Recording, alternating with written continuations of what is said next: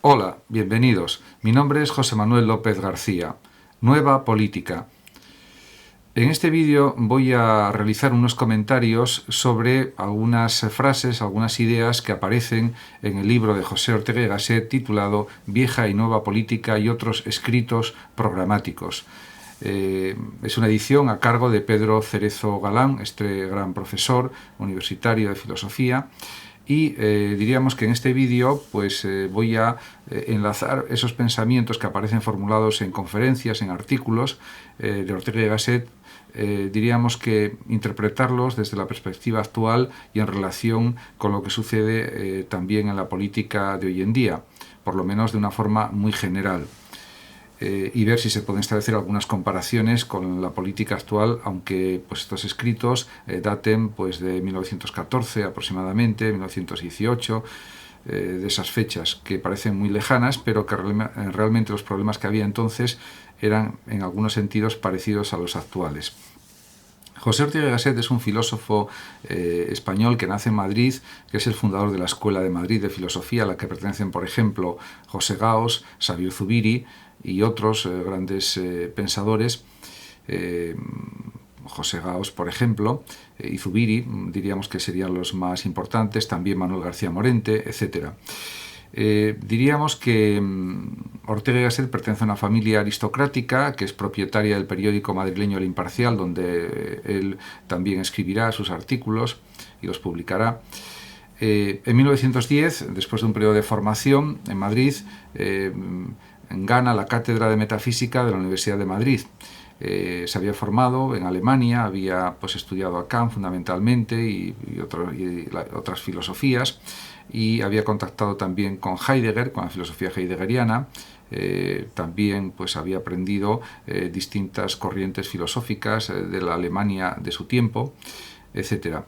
Desde 1914 habla a nivel político de las Españas que viven juntas y son perfectamente extrañas, y esta dualidad entre dos Españas ya aparece, según sus planteamientos, desde 1914 aproximadamente. Se opone, por supuesto, a la dictadura de Primo de Rivera desde un pensamiento más bien liberal, más bien, podemos decir que de izquierdas.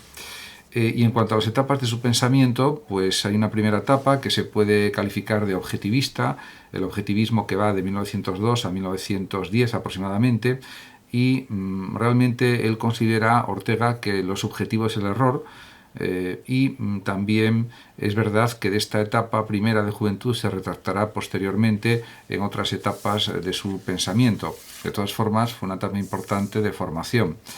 En la segunda etapa se puede hablar del perspectivismo, que lo toma en cierto sentido de Leibniz, o por lo menos también Leibniz era un filósofo perspectivista, con su teoría de las mónadas, etc. Y este perspectivismo se extiende en el pensamiento de Ortega y Gasset desde el año 1910 aproximadamente hasta el 1923. En este periodo de su filosofía se aleja del idealismo de Husserl, de la fenomenología de Husserl, porque la considera, diríamos, como no la mejor filosofía posible de cara a los problemas de su tiempo, y también se aleja del irracionalismo de Unamuno y busca, por otra parte, su propio camino filosófico, sus propias ideas filosóficas. También habría que decir que considera que hay que superar el escepticismo y también el racionalismo, porque piensa que son actitudes ilegítimas y contrapuestas y en cierto sentido contradictorias con la propia vida, que para él empieza a ser lo fundamental.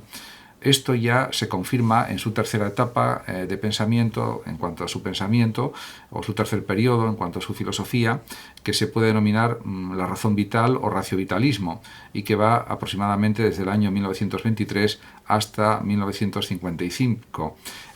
Diríamos que para Ortega y Gasset la vida es lo que hacemos y lo que nos pasa, utilizando sus propias palabras, y el hombre no es naturaleza, sino historia. Realmente en esta etapa de su pensamiento aparecen grandes obras añadidas a las anteriores, como por ejemplo El tema de nuestro tiempo, La rebelión de las masas, Ideas y creencias, Historia como sistema, La idea de principio en Leibniz, que se publicó póstumamente en 1958, y se puede afirmar que en esta razón vital que él afirma, en este raciovitalismo, lo que prima, lo que es más importante es la propia vida, la vida como realidad radical, que luego daría lugar también, diríamos, a otros movimientos filosóficos o a otras corrientes filosóficas, como puede ser el caso del, diríamos que el realismo radical de Zubiri, tal como señala, por ejemplo, Ferraz Fallos, etc. Podemos decir que ya ciñéndonos al libro Nueva Política, que había comentado anteriormente, que iba a criticar Vieja y Nueva Política y otros escritos programáticos exactamente, pues he entresacado unos pocos fragmentos, unos pocos párrafos o ideas, sin pretender ser exhaustivo, para comentar y invitar a los que quieran a leer este libro. El primer fragmento que me ha llamado la atención y que en realidad pues, es también un análisis de Pedro Cerezo Galán, es cuando dice Pedro Cerezo que Vieja y Nueva Política es el texto de la conferencia pronunciada por Ortega en el año 1914 en el Teatro de la Comedia de Madrid para caracterizar el proyecto político de una nueva generación intelectual. En cualquier caso, diríamos que efectivamente este escrito pues, es más extenso que otros artículos que aparecen en el libro, otras conferencias, y en él detalla pues, su programa político de alguna manera, aunque sea de forma general, pero ya aparecen una serie de puntos, de ideas que realmente son importantes. Y ahora ya voy al propio texto de Ortega y Gasset, algún fragmento de este libro. Dice Ortega y Gasset lo siguiente: se ha dicho que todas las épocas son épocas de transición. ¿Quién lo duda? Así es, en todas las épocas la sustancia histórica, es decir, la sensibilidad íntima de cada pueblo, se encuentra en transformación. Él es consciente de estos problemas ya en el año 1914. Diríamos que esto es algo consustancial a cualquier época histórica.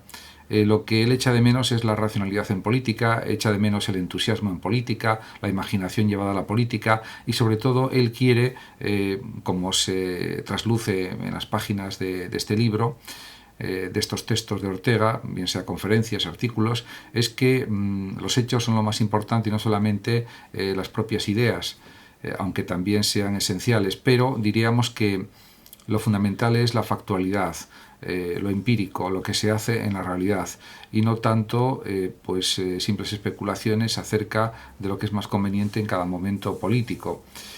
Por eso el mismo Ortega hace una crítica bastante fuerte, o muy fuerte podríamos decir, a la España oficial frente a una España vital, sincera y fuerte, que es la representada por el pueblo, por los ciudadanos simplemente. Y por eso dice también lo siguiente Ortega: la España oficial consiste pues en una especie de partidos fantasmas que defienden los fantasmas de unas ideas y que, apoyados por las sombras de unos periódicos, hacen marchar unos ministerios de alucinación.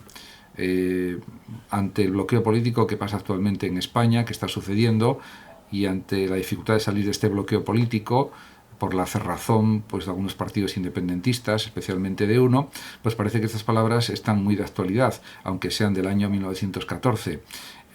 A veces la inutilidad de la política se pone de manifiesto, especialmente en que no se llega a pactos, a acuerdos que hagan avanzar y hagan lograr la gobernabilidad. Entonces diríamos que esta crítica de Ortega y Gasset parece que está pues presente también en nuestros días ante la situación política que estamos viviendo. Por ejemplo, se podrían hacer pues comparaciones salvando la distancia histórica, lógicamente, y salvando que también España de 1914 no es la misma que es pasados más de 100 años, pero realmente el fondo de la cuestión yo creo que tiene pues unas similitudes bastante claras, a mi juicio. Realmente Ortega considera que tiene que haber, y eso aparece explícitamente en este libro, que tiene que existir una nueva idea de la política, con una nueva sensibilidad y una actitud muy diferente. Y si no es así, pues no se llegará a gran cosa, diríamos, en el ámbito de la política. También él señala que tiene que haber más acción nacional que fórmulas políticas, en el sentido de que cualquiera que sea el contenido particular de nuestro programa, de antemano, dice Ortega, que se caracterizará por exigir con el mismo vigor estas dos cualidades, justicia y eficacia. También habla del liberalismo y la nacionalización que propondría como lemas de su movimiento. En definitiva, también habla de cuestiones relativas a la moralidad. En uno de los artículos que está publicado en El Imparcial, La cuestión moral, el propio Ortega y Gasset considera que tiene que haber, pues, antes que una reforma intelectual, una reforma no una reforma económica en principio, sino sobre todo una reforma intelectual y moral, lo que no excluye que pueda haber luego reforma económica, desde mi punto de vista. También en relación con el contenido de la moralidad de lo humano, considera que esa moralidad tiene que expresarse de una forma concreta, con medidas precisas y eficaces, y que deben ser puestas en acción. O sea, se debe poner en acción medidas precisas, medidas eficaces, medidas eficientes para solucionar los problemas de la sociedad, los problemas económicos, los problemas sociales, etc. Muchas gracias a todos por su atención y hasta mi próximo vídeo. Muchos saludos también a los oyentes de Radio Sofando de México, y por último decir que el que lo desee puede compartir este vídeo, darle me gusta o simplemente suscribirse a mi canal. Hasta siempre.